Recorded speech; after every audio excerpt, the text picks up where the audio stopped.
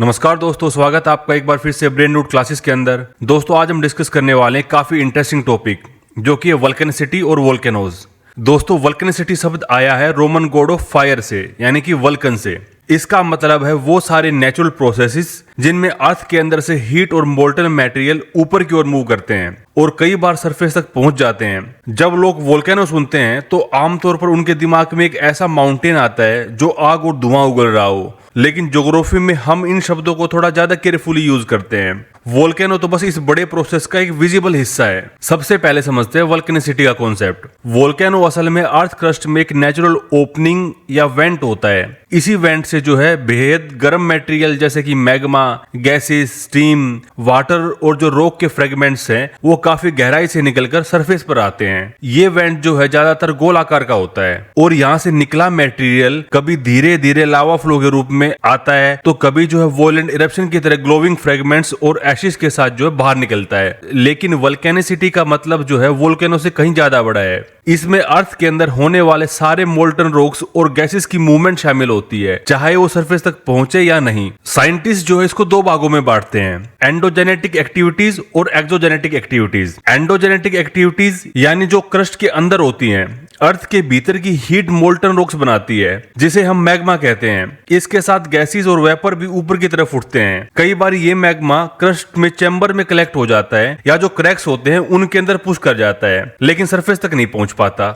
जब ये मैग्मा धीरे धीरे ठंडा होकर हार्ड हो जाता है तो बड़े इग्नियस रॉक बॉडीज बनती हैं, जैसे कि बैथोलिथ्स, लैकोलिथ्स, सिल्स, डाइक्स, फैकोलिथ्स। इन सब को हम ऑलरेडी डिस्कस कर चुके हैं। और जो दूसरा भाग है वो है एक्सोजेनेटिक एक्टिविटीज का, जो सरफेस पर होता है। यही वो एक्टिविटी हैं जो हमें वोल्केनो इरप्शन के रूप में दिखाई देती हैं। इसमें लावा का बहना, ऐश और डस्ट का निकलना, गैसेस का बाहर आना और कई स्ट्राइकिंग सरफेस फीचर बनना, ये सब शामिल होते हैं, जैसे कि volcano cones, craters, geysers, fumaroles और उसके अलावा सोलफेटरस। तो दोस्तों वल्केनिसिटी जो है उस पूरी चेन ऑफ इवेंट्स को कहते हैं जो अर्थ के अंदर मैग्मा के बनने से शुरू होती है और उसकी मूवमेंट या इरप्शन पर खत्म होती है। अब देखते हैं वोल्केनो के कंपोनेंट्स क्या क्या होते हैं। वोल्केनो सिर्फ एक सिंपल होल नहीं होता, बल्कि ये एक नेचुरल चिमनी सिस्टम की तरह काम करता है। सबसे नीचे होता है वोल्केनिक पाइप, एक लंबा और संकरा रास्ता जो मैग्मा को डीप मैग्मा चैम्बर से सरफेस तक लेकर आता है। पाइप के ऊपर का जो ओपनिंग होता है वो कहलाता है वोल्केनिक वेंट या माउथ, जहां से लावा, गैसेस और रॉक फ्रेगमेंट्स जो है बाहर निकलते हैं। वेंट के चारों ओर जो है अक्सर एक बाउल शेप्ड होलो बन जाता है जिसे क्रेटर कहते हैं। अगर रिपीटेड इरप्शंस की वजह से ये जो क्रेटर है बड़ा हो जाता है तो इसको कैल्डेरा कहा जाता है। और चारों तरफ जो माउंटेन शेप्ड बॉडी धीरे धीरे बनती है उसे कहते हैं वोल्केनिक कोन। इरप्शन के दौरान मोल्टन लावा, गैसेस, वोल्केनिक डस्ट, ऐश और जो रॉक पीसेस वेंट से निकलकर आसपास सेटल होते हैं और वो लेयर बाय लेयर जमा होकर कोन को ऊंचा बनाते जाते हैं। यही जो है फैमिलियर वोल्केनो शेप है जो हम फोटोग्राफ्स या न्यूज के अंदर देखते हैं। तो दोस्तों वल्केनिसिटी को समझने का मतलब है पूरे सिस्टम को समझना। अर्थ के अंदर मैग्मा कैसे बनता है, वो कैसे ऊपर उठता है और कैसे कभी अंदर ही रहकर इग्नियस रॉक बना देता है या सरफेस तक पहुंचकर ड्रामेटिक इरप्शंस और लैंडफॉर्म क्रिएट करता है। ये जो नॉलेज है हमें न सिर्फ अर्थ की पावर को अप्रिशिएट करने में मदद करता है बल्कि वोल्केनिक हैजार्ड्स को समझने और प्रिडिक्ट करने में भी इंपॉर्टेंट है। अब हम बात करते हैं टाइप्स ऑफ वोल्केनोज के बारे में।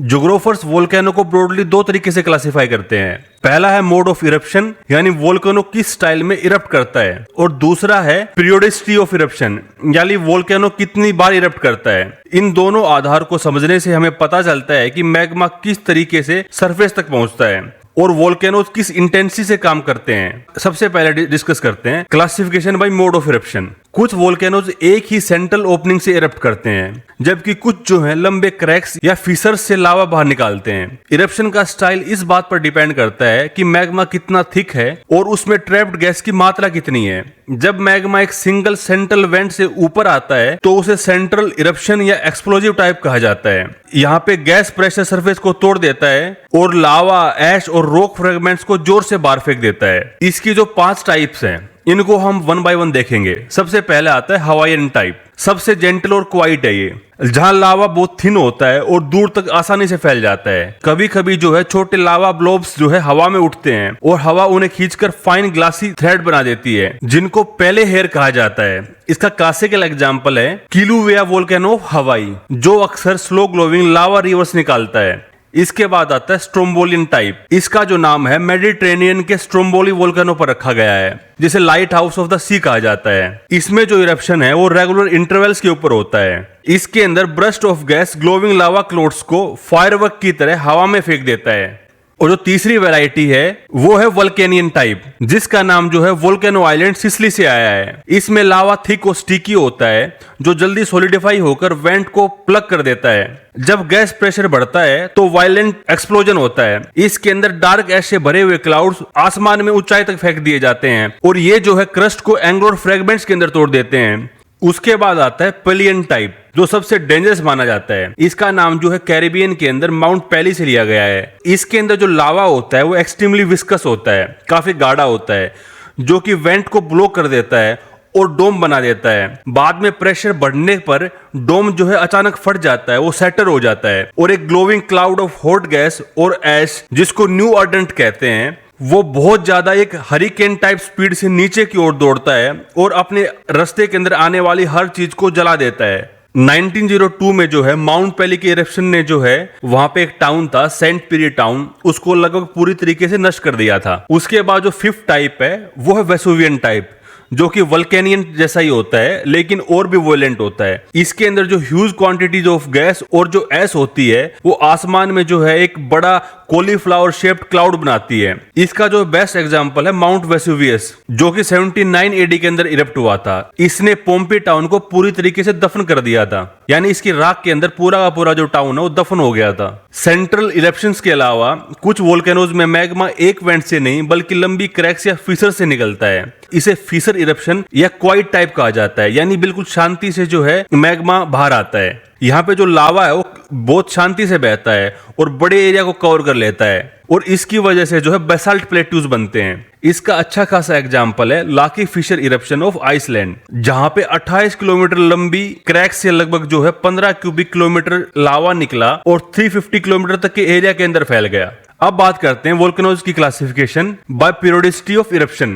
दोस्तों एक्टिविटी के हिसाब से वोल्केनोज को 3 टाइप में डिवाइड किया गया है: एक्टिव वोल्केनो, एक्सटिंक्ट वोल्केनो और डोरमेंट वोल्केनोज। सबसे पहले डिस्कस करते हैं एक्टिव वोल्केनो। एक्टिव वोल्केनोज वो हैं जो फ्रीक्वेंटली इरप्ट करते हैं या जो अभी भी इरप्ट हो रहे हैं। साइंटिस्ट के अनुसार दुनिया भर में लगभग 500 एक्टिव वोल्केनोज प्रेजेंट है। इसका अच्छा खासा एग्जांपल है स्ट्रोम्बोली, जो मेडिटेरेनियन में लगातार ग्लो करता है। उसके बाद आते हैं डोरमेंट वोल्केनोज। ये जो है लंबे समय तक शांत रहते हैं, कभी कभी जो सेंचुरीज तक ये शांत रहते हैं, लेकिन अचानक इरप्ट कर जाते हैं। ये जो है काफी डिसेप्टिव और डेंजरस होते हैं क्योंकि इनकी सडन एक्टिविटी लोगों को सरप्राइज कर देती है। इसका जो एग्जांपल है वो है माउंट वेसुवियस, जो कि 79 एडी के अंदर फटा था। उसके बाद वो साइलेंट हो गया, लेकिन 1631 में जो फिर से इरप्ट हो गया। इसके बाद आती है थर्ड कैटेगरी, जिसको बोला जाता है एक्सटिंक्ट वोल्केनोज। इनके अंदर जो है फ्यूचर इरप्शन का कोई साइन नहीं होता। इनके जो क्रेटर्स हैं वो अक्सर पानी से भरकर लेक बन जाते हैं। लेकिन दोस्तों जियोलॉजिस्ट ये भी मानते हैं कि इसकी कोई 100% गारंटी नहीं है कि ये फ्यूचर के अंदर इरप्ट ना करे। तो दोस्तों ये जो 2 टाइप थी,